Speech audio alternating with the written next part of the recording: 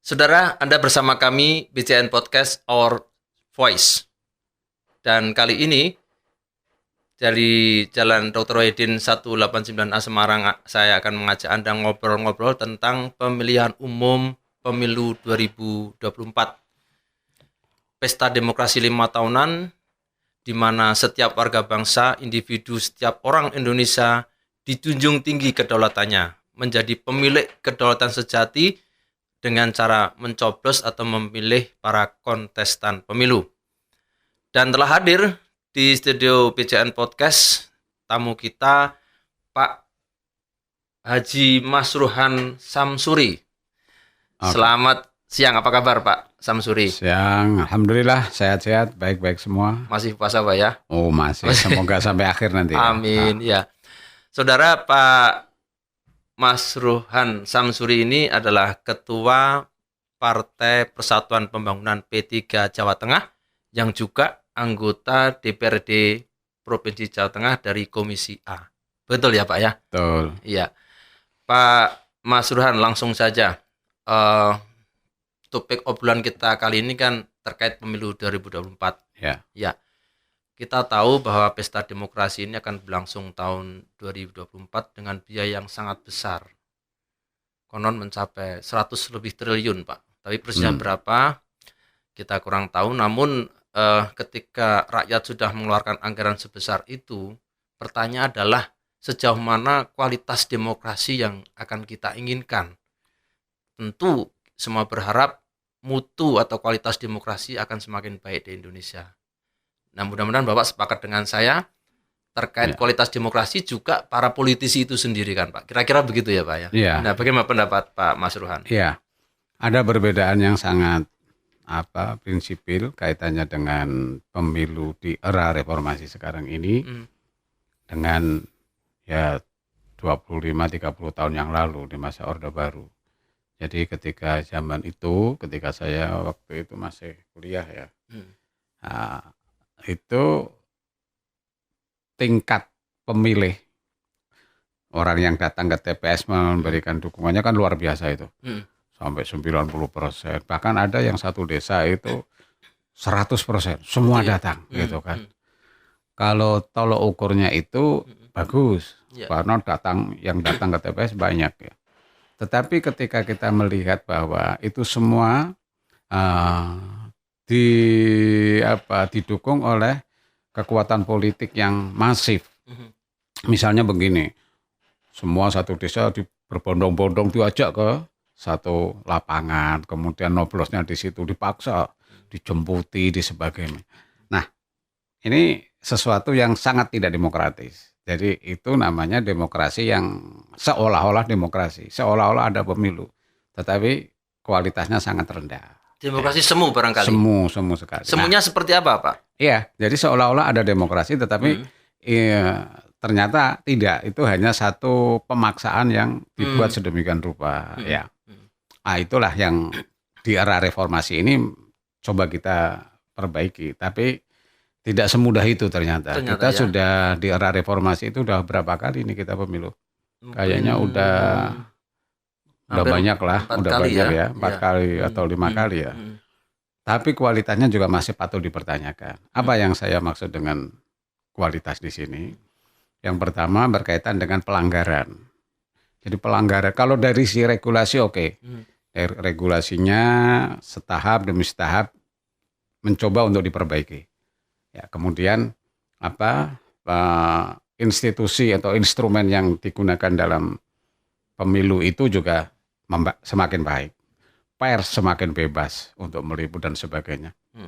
Tetapi masih ada kelemahan yang sangat mendasar, yaitu soal pelanggaran. Jadi pelanggaran yang banyak hukum tidak bisa menyentuh. Kalau boleh tahu pelanggaran di pelaksanaan pemilu di tahapan yang mana nih Pak? Kan ada tahapan verifikasi parpol sampai pemungutan suara, pencoblosan, penghitungan suara. Kalau dari situ verifikasi partai deh berjalan bagus dan terbuka ya.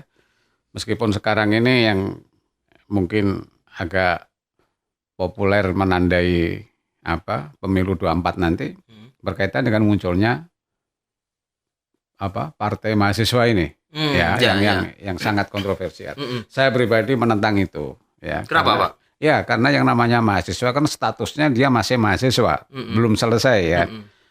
Mana mungkin dia itu masih mahasiswa kemudian berpolitik. Tapi kalau tidak ada aturan yang dilanggar, Undang-Undang Parpol memperbolehkan. Enggak, itu sudah melanggar kaitannya dengan institusi kampus. Oh gitu. Ya kan? Kampus itu harus kita jaga sebagai menara gading yang kemudian melakukan riset macam-macam, kebutuhan ilmu pengetahuan dan sebagainya.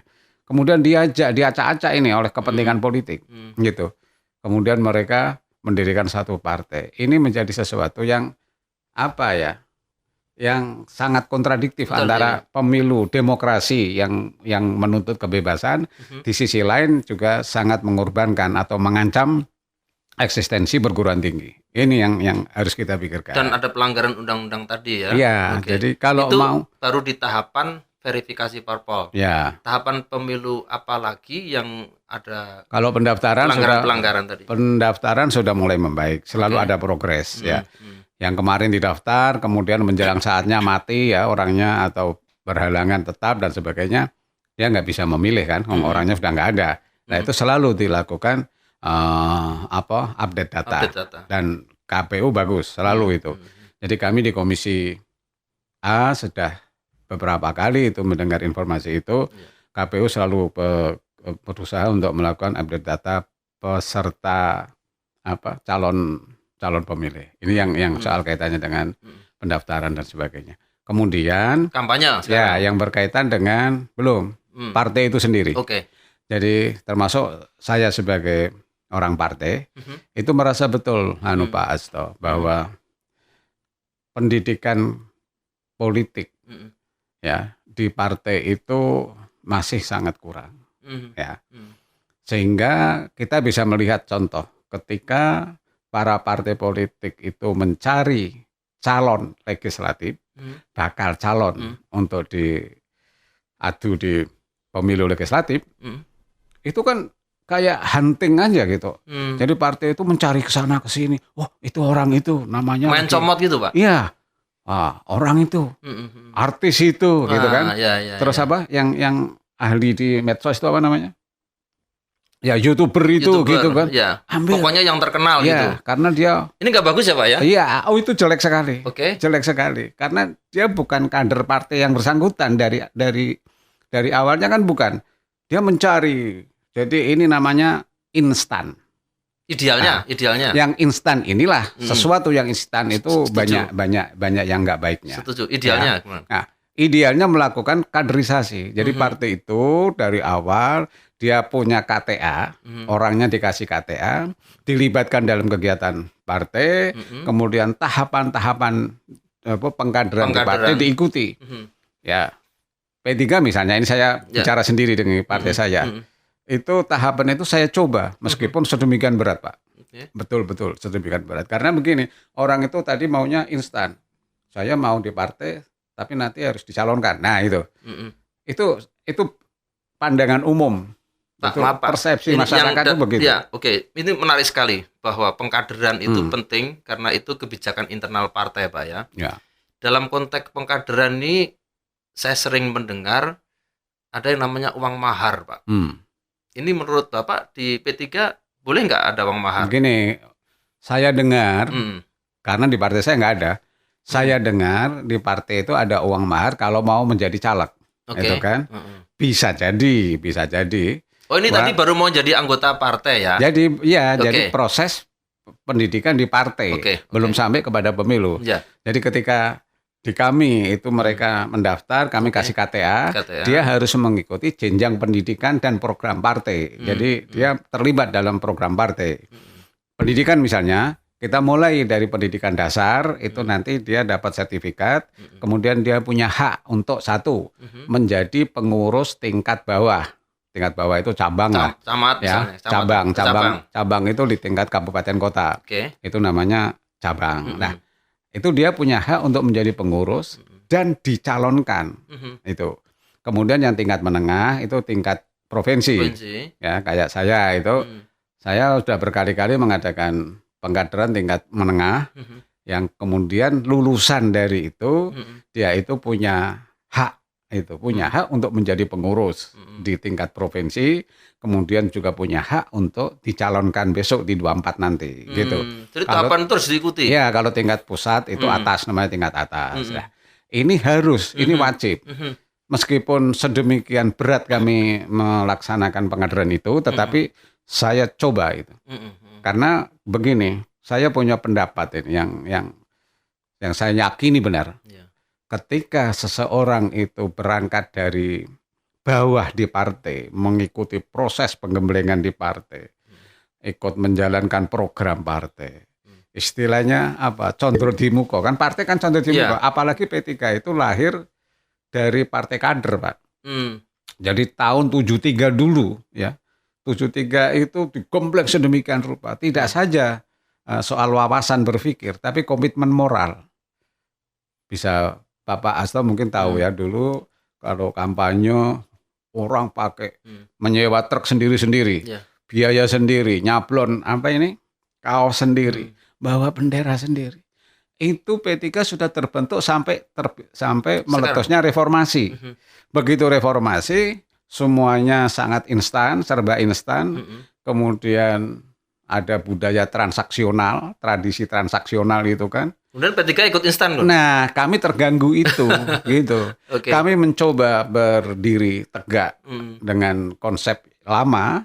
Nyatanya kami juga payah sekali. Kenapa, Pak? Seperti yang Pak Asto ketahui bahwa kader-kader sekarang itu ini godaannya luar biasa. Jadi money politics itu ya. Jadi transaksional tadi. Transaksionalnya. Itu yang merusak, Pak ya. Maharnya. Oh, itu sudah luar biasa. Banyak, Pak, yang datang. Pak, saya minta nomor 1. Berapa, Pak? Sekian ratus juta, Pak. Sekian M, Pak. Saya siap, Pak. Ada, Pak. Terus Bapak tolak? Oh, selalu kami katakan. Kalau perintah dari pusat terima aja duitnya. Enggak bisa itu. Saya paling mengatakan, oke, Bapak punya keunggulan, punya banyak uang. Tapi syaratnya kurang 1. Bapak tidak mengikuti program atau proses pengkaderan partai. Jadi bagaimana pengkaderan itu wajib ya, hukumnya. Saya jalan solusinya, kan saya mengakui bahwa dia punya uang ya. Bapak jangan nomor 1, nomor 3 deh, gimana, monggo. Karena nomor 1 di partai kami wajib kader sendiri. Itu wajib. Yang dia tunjukkan dengan kartu identitas itu tadi, Pak.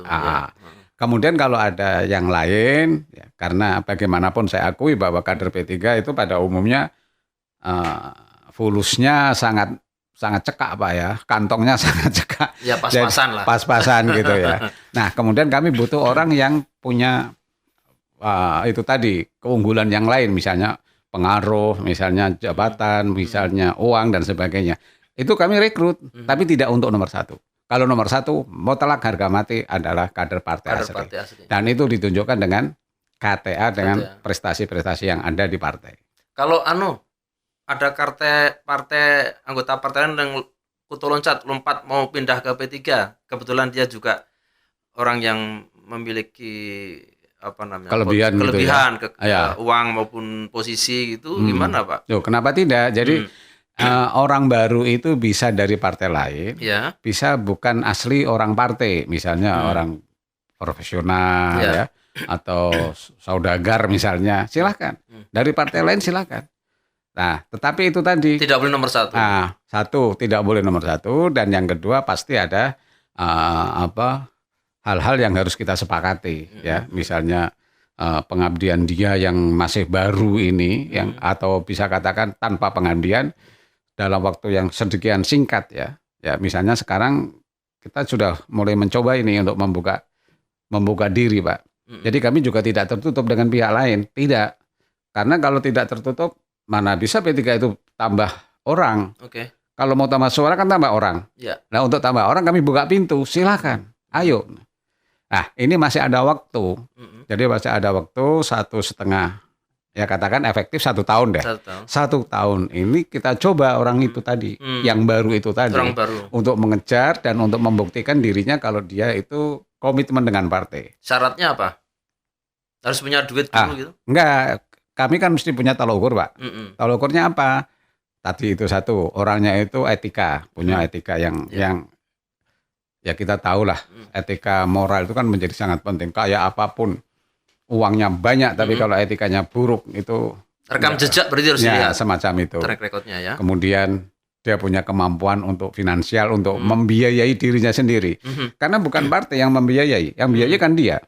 Jadi kalau dia itu sudah kita terima, kemudian masuk ke KPU, jadi caleg, maka dia harus membiayai dirinya sendiri. Partai mengawasi, partai mengarahkan.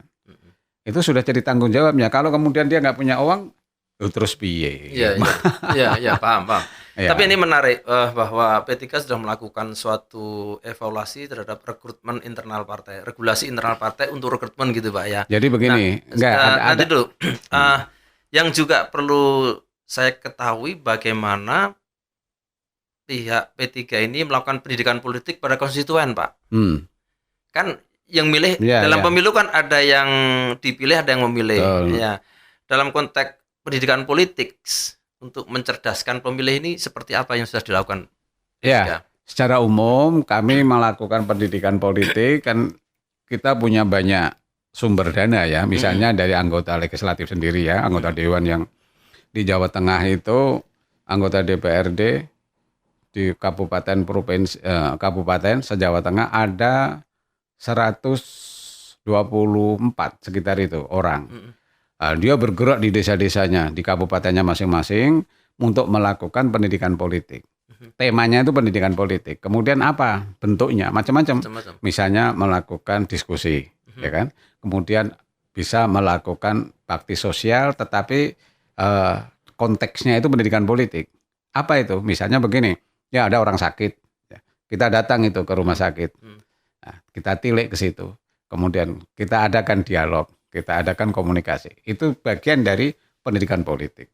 Membantu orang, itu pendidikan politik. Dan macam-macam. Itu dilakukan oleh aparat partai termasuk anggota dewan yang jumlahnya 124 itu tadi.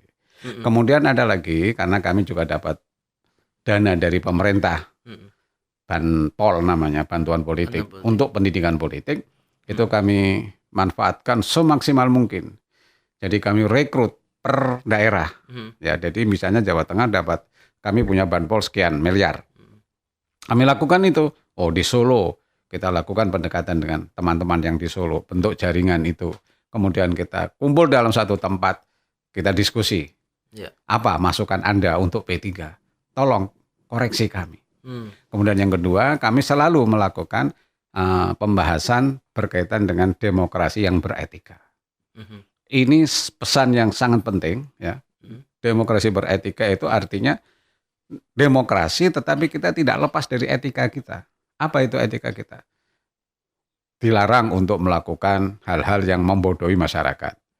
Kemudian hidup merasa kalau dirinya itu sebagai seorang dewan misalnya, terus kemudian angga-anggaan, sok gitu. Ini kepribadian ini bagi saya menjadi penting, harus ditanamkan sejak dini Pak. Jadi ketika misalnya nanti dia jadi pengurus atau jadi anggota dewan misalnya, itu meskipun tidak bisa menanggung 100%, tapi paling tidak dia sudah ada bekal itu. Jadi etika berpolitik menjadi sangat penting di dalam mewujudkan demokrasi yang berkualitas. Ya, Pak Mas Ruhan, saya pernah melihat mungkin pas harlahnya P3 Pak. Ulang tahun P3 di suatu kota, arak-arakan pawai. Pengendaranya tidak menggunakan helm. Knalpotnya knalpot yang brong tuh, yang sangat berisik. Apakah juga P3 mengawasi pelaksanaan pawai seperti ini? Jangan-jangan mereka berkegiatan seperti itu di luar kontrol karena sangat mengganggu masyarakat Pak. Betul. Iya. Jadi kalau lihat kasus per kasus kejadiannya, itu sesuatu yang tidak baik. Ya, itu. Tetapi kalau itu konteksnya, dan ini terutama terjadi ketika zaman Orde Baru.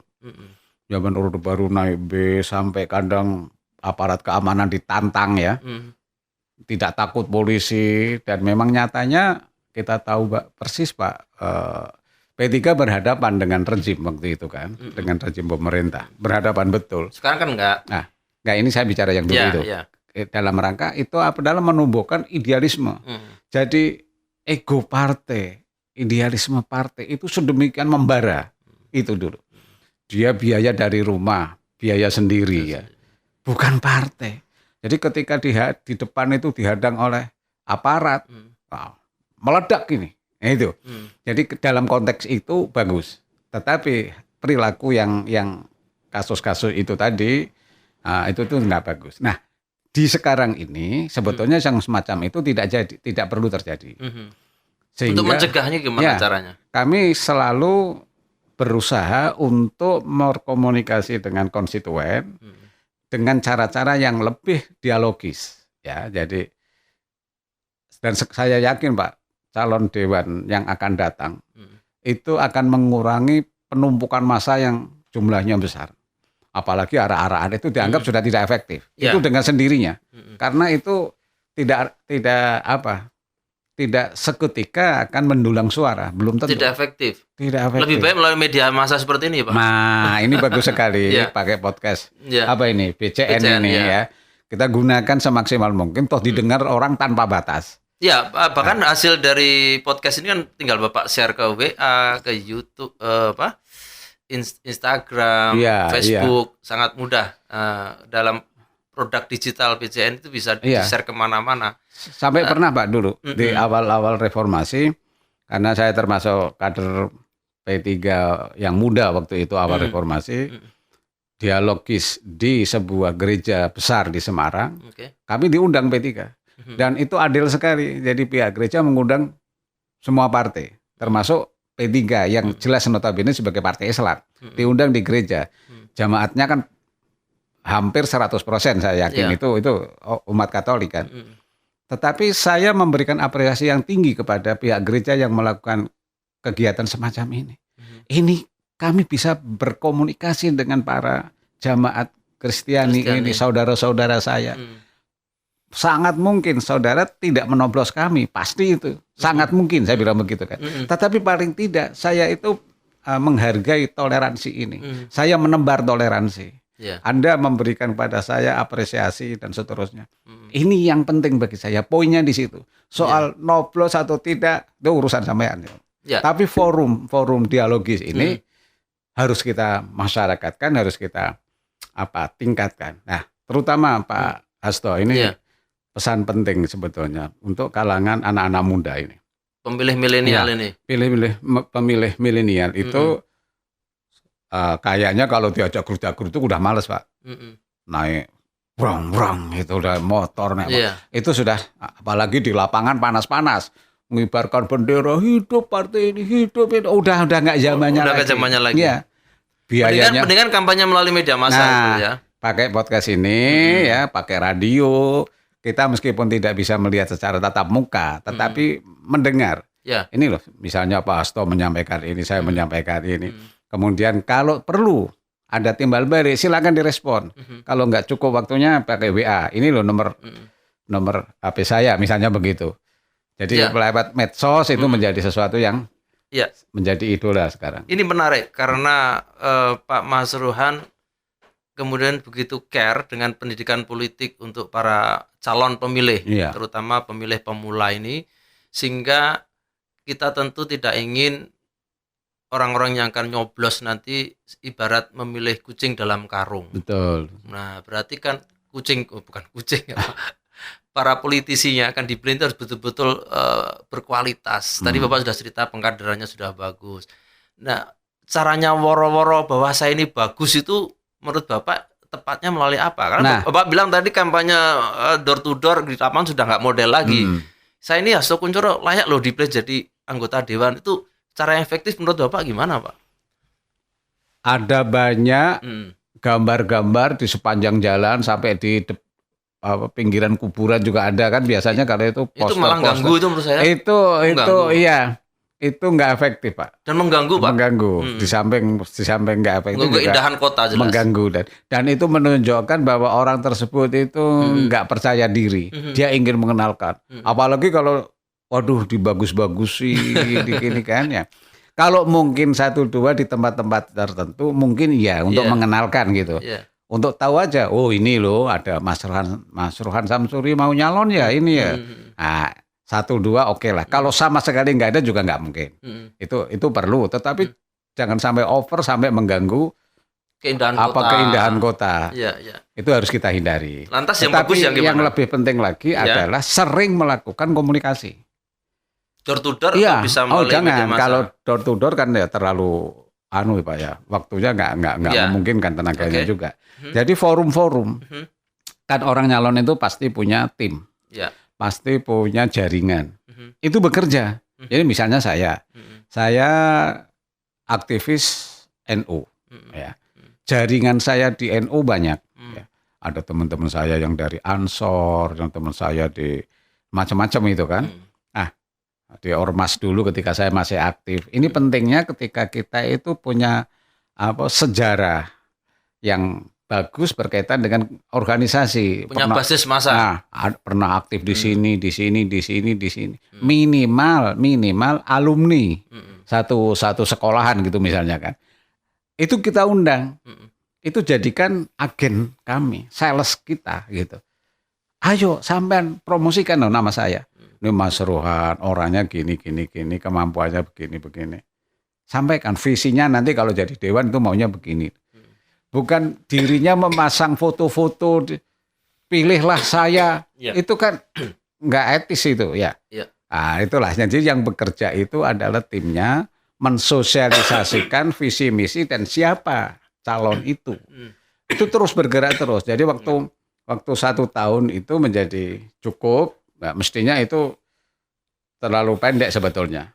Tapi kalau seperti saya misalnya udah ketua partai, kemudian di P3 sejak dulu, ya sejak zaman Orde Baru dulu saya sudah P3. Udah banyak yang tahu lah. Jadi saya tinggal apa ya Pak, ringan.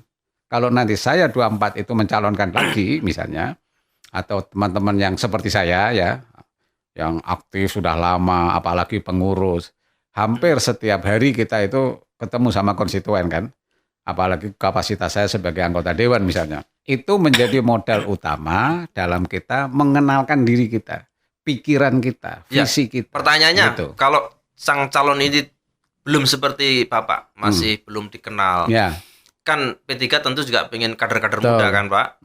Bagaimana P3 juga memunculkan kader-kader muda yang belum begitu dikenal, tapi masyarakat tahu bahwa orang ini berkualitas gitu loh Pak. Ya, itu tadi, ini kan ada waktu. Jadi kalau dia itu masuk ke partai atau mendaftarkan diri, katakan semacam mendaftarkan itu saat ini misalnya, itu kemudian masih ada waktu. Lah, waktu itu gunakan. Ini belum masuk tahapan pemilu loh sih, belum masuk.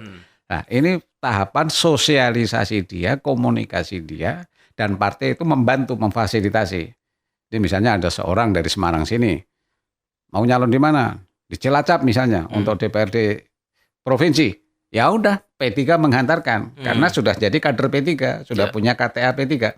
Kemudian di Cilacap kita fasilitasi. Ayo pengurus-pengurus yang ada di Cilacap. Ini ada newcomer gitu kan. Nah, ini mau nyalon P3. Tolong Anda kenalkan diri Anda, sampaikan pikiran Anda. Terjadi diskusi di situ. Oke. Ya, menarik. Sayang sekali waktu kita tidak banyak, Pak Mas Rohan.